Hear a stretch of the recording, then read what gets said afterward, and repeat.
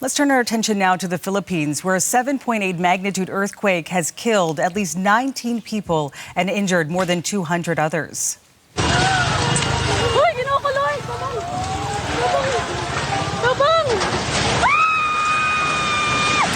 The quake struck at around 7:30 a.m. local time on Monday, knocking down power and causing widespread damage to buildings and infrastructure.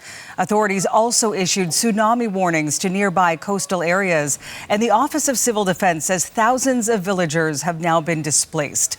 Let's go to journalist David Grunebaum in Manila. David, what more do we know about the state of the damage and the casualties, and what are you hearing there on the ground? Yeah, well, you talked about 19 people confirmed dead, but it's certainly possible that that death toll could climb. Now, most of the damage from what we know so far, at least, most of that damage has happened in General Santos City in southwestern Mindanao. That's the most highly urbanized area of that part of the island, the part of the island that was struck by the earthquake. It has a population of about 700,000. It's a major tuna fish processing hub. You've got collapsed buildings there, including a shopping mall, damaged schools, significant infrastructure damage, power outages. 2 people were crushed by a collapsed wall just outside of the city. Several people killed by a landslide that was reportedly triggered by the earthquake. Many police stations and fire stations in that area, the structures are just so badly damaged that they're not allowing the cops and firefighters back into those buildings until structural engineers have had a chance to fully inspect them.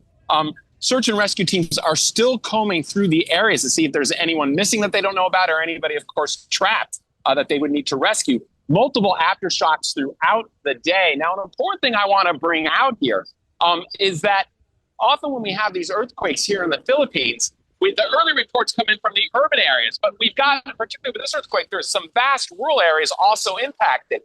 And often the authorities, as in this case, they often can't get to some of these rural areas right away. In some cases, what you have are dirt roads that just become impassable, and there's no easy alternate route for people to get to some of those villages. So it's entirely possible that it could take several days until we know the real full extent of the damage and the death toll here. That's what we can see in earthquakes past, and that may end up being the same case here.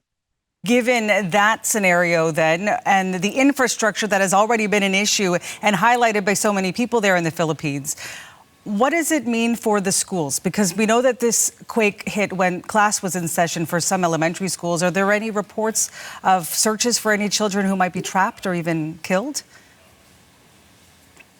Right. So there were reports earlier in the day. Authorities said they were getting reports that there might be some kids that were trapped in one school, but they could not confirm that. And we have not been able to get an update on that from them yet to find out if that was indeed true. Today was the first day of school for the new academic year in the Philippines. And at that time, 7:30, so many of these schools would already be in session.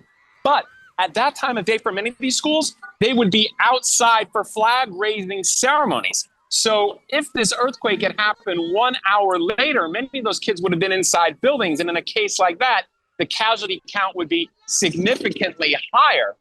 So as unfortunate as this is, we're fortunate that a lot of these kids were outside of the buildings. Another thing we should bring out, the Philippines in the Pacific Ring of Fire. So earthquakes are just such a common occurrence here. It's just a way of life that people have to deal with. You go back to last year in late September and early October, in a span of just a couple of weeks, there were 3 earthquakes that killed almost 100 people in the Philippines. 2 of those 3 earthquakes happened on Mindanao, the same island where we had today's earthquake. Journalist David Grunebaum in Manila, thanks so much for this.